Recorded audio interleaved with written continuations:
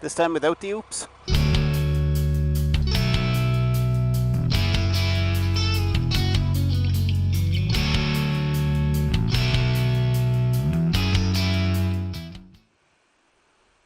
Hello everybody, welcome to the introduction of my bike.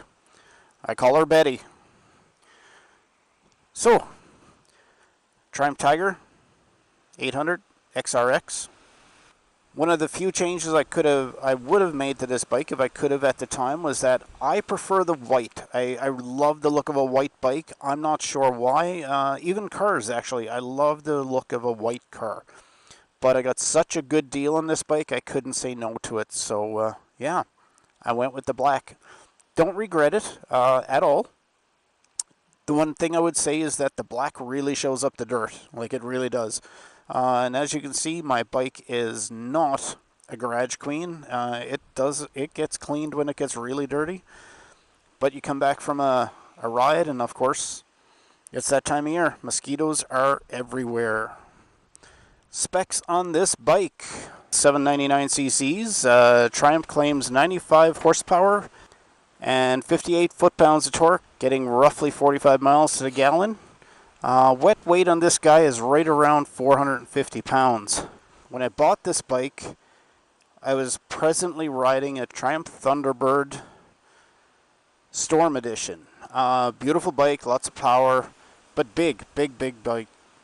So decided if I'm going that big of a bike, I'm either going full-on touring or I'm going to get a bike that I can do absolutely anything on. So literally that summer, sat on every bike I could, test drove every bike that people would let me test ride, and there was a couple of really good bikes, without a doubt. It was lots of fun doing the test rides. There was another bike in particular, the Kawasaki Vaquero. Bought that bike, or not bought it, sorry, I test drove that bike, and I could have bought it right there on the spot, except for the fact that it was only the third bike I had test drove. So decided that no, I wasn't going to buy one that quick, and kept test riding. Test drove this guy, and I had test drove the Triumph Trophy and the BMW 1200 RT, and I could have literally bought either one of the three of them. They were all amazing bikes. Kept coming back to the shop and test riding, and I got such a good deal on this guy that I went, this is the one I'm buying, and not a regret. It's been amazing. So anyway, stock items, like Triumph items. The handguards are okay. They're just plastics, so they don't really protect you in a drop, but in the weather, they're wonderful. And speaking of drops, last weekend busted this off because I was pissing around off-road and put her down, and well, she's no worse for wear except for the clutch. But I've called every dealership and parts place within 6 hours of me, and nobody has one, and no one can get me one in time. So it looks like I'm off to the States with a broken clutch lever. It's still usable. I mean, thankfully they do have the breakaways on these, and they're meant to break that way. But if it ever goes down again, I'm in trouble. So with any luck, we'll be okay. So the XRX comes with the heated grips, and they work wonderful. They're really good.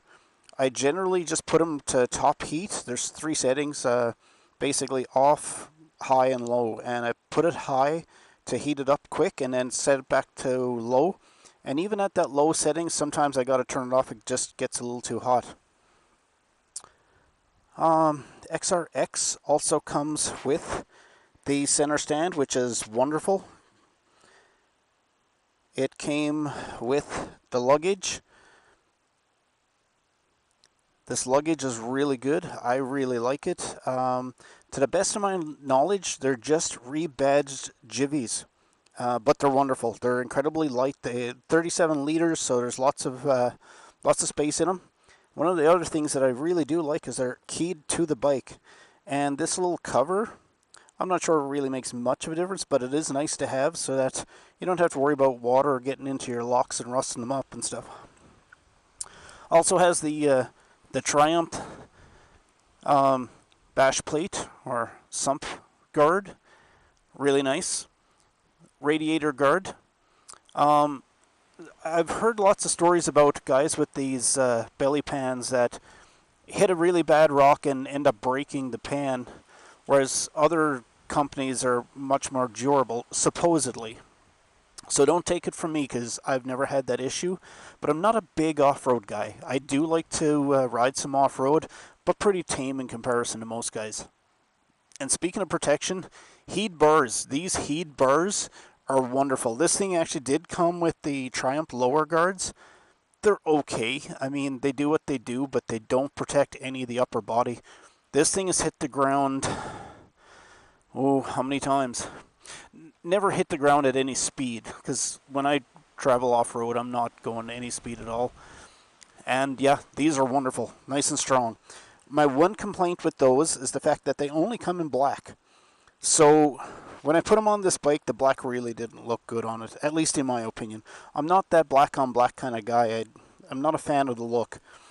So I got a buddy of mine to sandblast them, and we brought them to a powder coating shop, and I think they look fantastic. Just my opinion, but, well, you know what? It's my bike, and I like it, so. And for looks, I put the beak on. I love the XC. I'm only a short guy. I've only got an inseam of like 31 inches. So the taller bikes, I've got some issues trying to reach the ground. So this beak, I really like it. I love the look of it. So this is probably the only accessory I've put on the bike that the only reason I put it on, purely for looks. But, yeah, what do you do, right?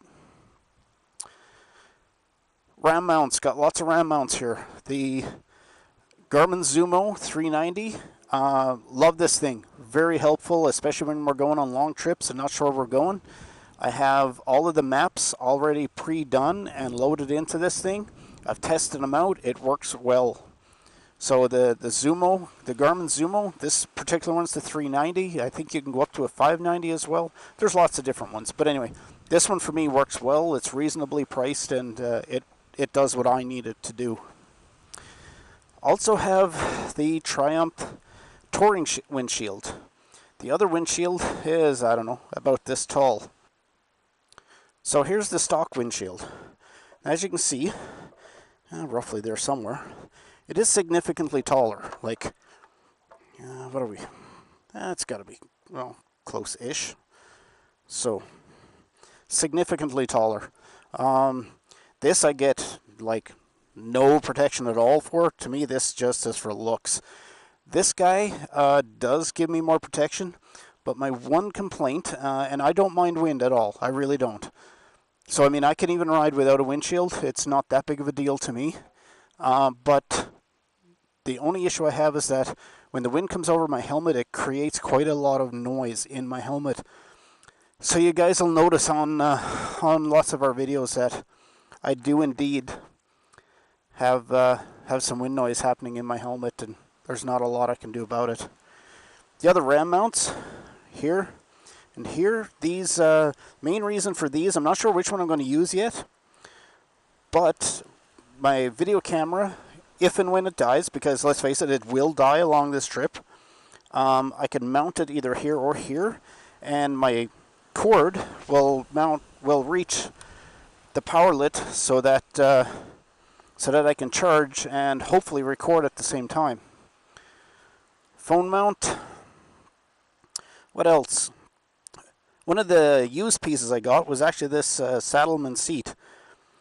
The stock seat for this guy was actually the Triumph Comfort seat, and it is comfortable without a doubt, but the issue I had with it is that the seat always feels tipped forward, and I've tried lots of things because it's adjustable, and it never feels quite right. Like, it always puts me in a leaning forward position, and I've traveled from Alberta right down into Montana with it and survived. It was not that big of a deal, especially on an adventure bike. The nice thing is when your butt gets tired, you stand up and take a break, and it's great.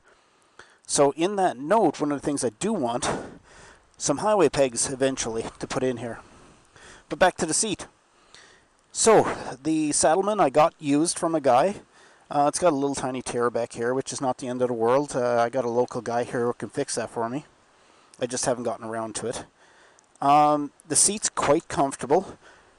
I'm not a fan of the gel. It's got a gel insert. The seat is nice and flat, so it allows me to move forward, back, move around. It's great in that respect.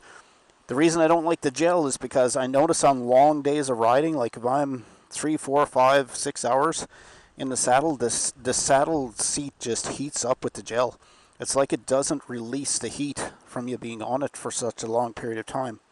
So anyway, the wife had this sheepskin, and she had it for her America. And so anyway, now that she doesn't have the American anymore, she's got her her BMW GS. I decided to give this a try, and it seems to work pretty good. I've only test driven it a few times, but no issues to date. Now, the one issue I did have with it is that, as you can see in the wind here, this thing flops around. So what was happening is that when I stand up to ride the bike, this thing would flop over, and when you sat back down, it was all crumpled up under your butt. And so Saddleman has put these clasps and stuff in here. So what I did is I got the wife to sew me on some Velcro, which was, I don't know, what, $3 at Walmart or something. We just zip the Velcro down there, close this up. This goes nowhere. It's wonderful. I like it. We put a foot pad. Well, it looks like I need to snug it up a little bit. But anyway, this pad enlargers by R&G. I'm not a big fan of it. It keeps the bike from sinking into the ground, without a doubt. It does that. But for the size of it, I don't know. I don't like it. All this aluminum is just like smooth, and it tends to slide and stuff, and not slide to the point where I'm feeling like the bike is going to fall over or anything, but it's just not, I don't know. I'm not a fan. I've seen other ones that I would have definitely preferred to have, and this does definitely not interfere with the center stand, and I've heard other guys say that it does, but it doesn't on mine. So I've got these Mototech spools put on here. Why did I put them on? Well, I had them on my street triple so that I could do chain maintenance. This doesn't need it, of course, because I've got center stand, but the whole reason I put them on there is that I have them. We don't have a bike that needs them, so I figure worst case scenario, if I go down and she rubs on this rather than taking some damage inside, all the better. Put a helmet lock on. I generally don't use a helmet lock because I don't keep my helmet with the bike when I'm not on it. But with us going to the States here and spending 2 weeks touring around down there, I figured might as well put one on in case we're somewhere where we want to leave the helmets behind. In which case I just take the electronics off, lock them up in the bags, and hang the helmet on and pray that someone doesn't decide to be not such a nice person and take it away with a knife or something. SW Motec plate. Love this plate. It is wonderful. It's a decent size. It's incredibly strong. This is the steel one, not the aluminum one. I like the size of it. Let's face it, the aluminum one, for how much weight you're going to save, what are you really talking, a pound or two? I mean, on a 500-pound bike? I don't get it. To me, the steel has got to be stronger. It just has to be, right? So this was good. We liked it enough so that we actually bought one for the wife's bike too, and she's happy she has hers. So a change that I did make is I put these XC risers just to help get the handlebars up higher and closer to me. And of course, even the guys on the XCs tend to use these ROX risers, and the adjustability in these is worth it. It is wonderful. I think they were, I don't know, maybe $100 Canadian or $80, or I don't remember precisely what I paid for them, but whatever it was worth it, I'll tell you that.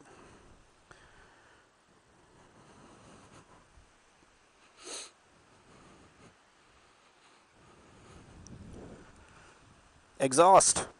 No changes here. Stock exhaust.